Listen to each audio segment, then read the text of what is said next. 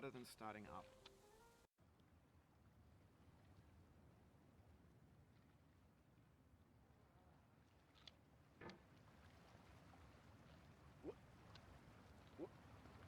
There's no feeling more intense than starting over.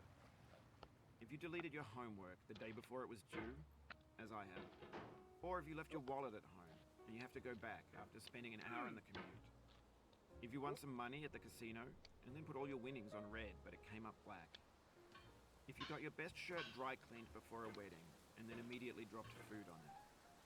If you won an argument with a friend and then later discovered that they just returned to their original view. Starting over is harder than starting up. If you're not ready for that, like if you've already had a bad day, then what you're about to go through might be too much. Feel free to go away and come back. I'll be here.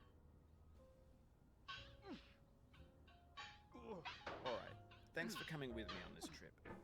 I'll understand if you have to take a break at any point. Just find a safe place to stop and quit the game. And don't worry, I'll save your progress, always. Even your mistakes. This game is a homage to a free game that came out in 2002, titled Sexy Hiking.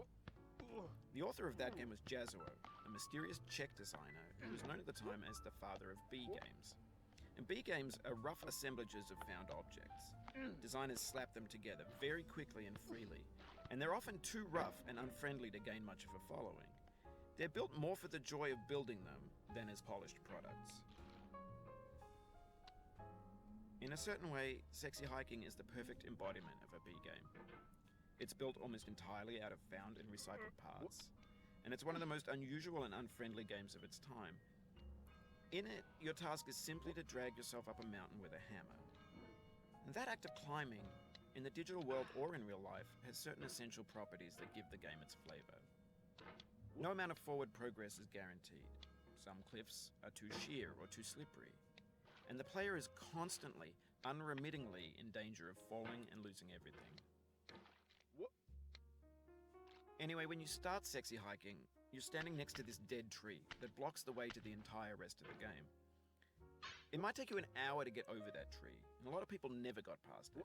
You prod and you poke at it, exploring the limits of your reach and your strength, trying to find a way up and over.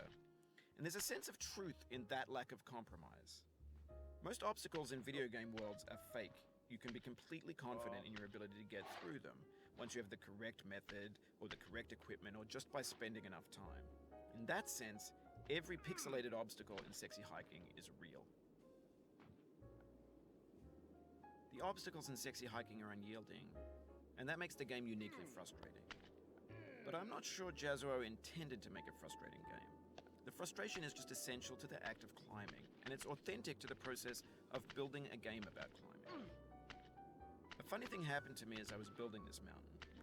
I'd have an idea for a new obstacle, and I'd build it, test it, and it would usually turn out to be unreasonably hard. But I couldn't bring myself to make it easier. It already felt like my inability to get past the new obstacle was my fault as a player rather than as a builder.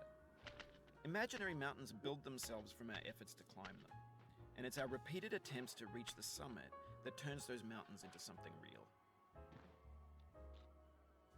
When you're building a video game world, you're building with ideas, and that can be like working with quickset cement. You mold your ideas into a certain shape that can be played with, and in the process of playing with them, they begin to harden and set until they're immutable, like rock. And at that point, you can't change the world. Not without breaking it into pieces and starting fresh with new ideas. For years now, people have been predicting that games would soon be made out of prefabricated objects, bought in a store and assembled into a world. And for the most part, that hasn't happened, because the objects in the stores are trash. I don't mean they look bad or that they're badly made, although a lot of them are. No. I mean they're trash in the way that food becomes trash as soon as you put it in the sink.